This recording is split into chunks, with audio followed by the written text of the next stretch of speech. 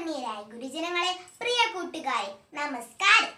നിർമ്മലമായ സ്നേഹത്തിൽ നേടാനാവാത്തതായി ഒന്നുമില്ല എന്ന് നമ്മോട് വിളിച്ചു പറഞ്ഞ ബാപ്പുജിയുടെ 151ാം ജന്മദിനത്തിൽ എല്ലാവർക്കും ഗാന്ധി ജയന്തി ആശംസകൾ.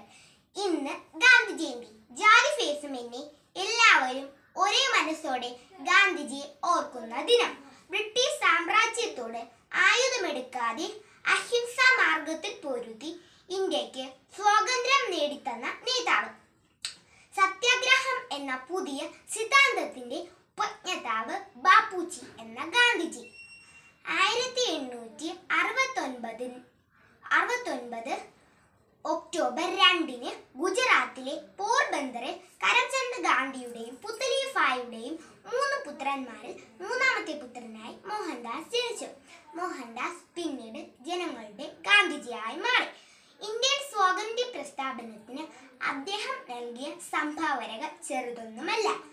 അഹിംസയിലൂന്നിയ ജീവിതം നയിക്കുക മാത്രമല്ല, അതിന്റെ പ്രാധാന്യത്തെക്കുറിച്ച് സംസാരിക്കുകയും ചെയ്തു. ഗാന്ധിജിയുടെ വാക്കുകളിലും പ്രവൃത്തികളിലും സമരരീതികളിലും ആയിരക്കണക്കിന് ആളുകൾ ആകൃഷ്ടരാവുകയും പങ്കാളികളാവുകയും ചെയ്തു. മഹത്തായ ആത്മാവ് എന്ന അർത്ഥം വരുന്ന മഹാത്മാ, അച്ഛൻ എന്ന അർത്ഥം വരുന്ന ബാപ്പു എന്നീ നാമവിശേഷങ്ങൾ ജനഹൃദയങ്ങളിൽ അദ്ദേഹത്തിനുള്ള സ്ഥാനം വ്യക്തമാക്കുന്നു.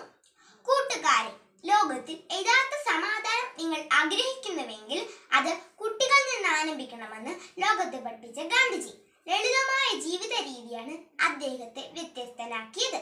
ഏറ്റവും കഠിനമായ പ്രതിസന്ധി ഘട്ടങ്ങളിലും സത്യം, അഹിംസ എന്നീ മൂല്യങ്ങളിൽ അടിയുറച്ച് പ്രവർത്തിക്കാനും ജീവിതചര്യയാക്കി മാറ്റുന്നതിനും ഗാന്ധിജി ശ്രദ്ധിച്ചു. ഭാരതത്തിൽ ജനിച്ച ലോകത്തിന് മുഴുവൻ പ്രകാശമായി തീർന്ന ഗാന്ധിജി ഓരോ ഇന്ത്യക്കാരന്റെയും ആത്മാഭിമാനമാണ്. എല്ലാ മതങ്ങളും ഒരേയൊരു ഈശ്വരനിൽ നിന്നുമാണ് ആവിർഭവിക്കുന്നത് എന്നതാണ് ഹിന്ദുമത വിശ്വാസിയായിരുന്ന ഗാന്ധിജിയുടെ നിലപാട്. അദ്ദേഹം 1948 ജനുവരി 30 ഒരു ഹിന്ദുമത ഫ്രണ്ടിന്റെ വെടിയേറ്റാണ് മരിച്ചത്. അദ്ദേഹം നിലകൊണ്ടത് മതമൈത്രിക്ക് വേണ്ടിയാണ്. ഗാന്ധിജിയുടെ അഹിംസാ തത്വചിന്ത സ്മരണയ്ക്കായി ഐക്യരാഷ്ട്രസഭ 2007 മുതൽ ഒക്ടോബർ 2 അഹിംസാ ദിനമായി ആചരിക്കുവാൻ തീരുമാനിച്ചു.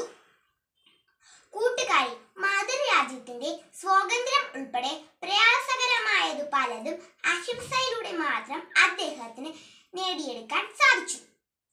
എന്റെ ജീവിതമാണ് എന്റെ സന്ദേശം എന്ന് ലോകത്തോട് വിളിച്ചു പറഞ്ഞ ഒരാൾ മാത്രമേ ഉള്ളൂ. നമ്മൾ ചെയ്യുന്നതായിരിക്കും നമ്മുടെ ഭാവി എന്ന് യുവാക്കളോട് വിളിച്ചു പറഞ്ഞ ഇന്ത്യയുടെ പിതാവിന്റെ ഓർമ്മയ്ക്ക് മുൻപിൽ സാഷ്ടാംഗ പ്രണാമം. നന്ദി, നമസ്കാരം.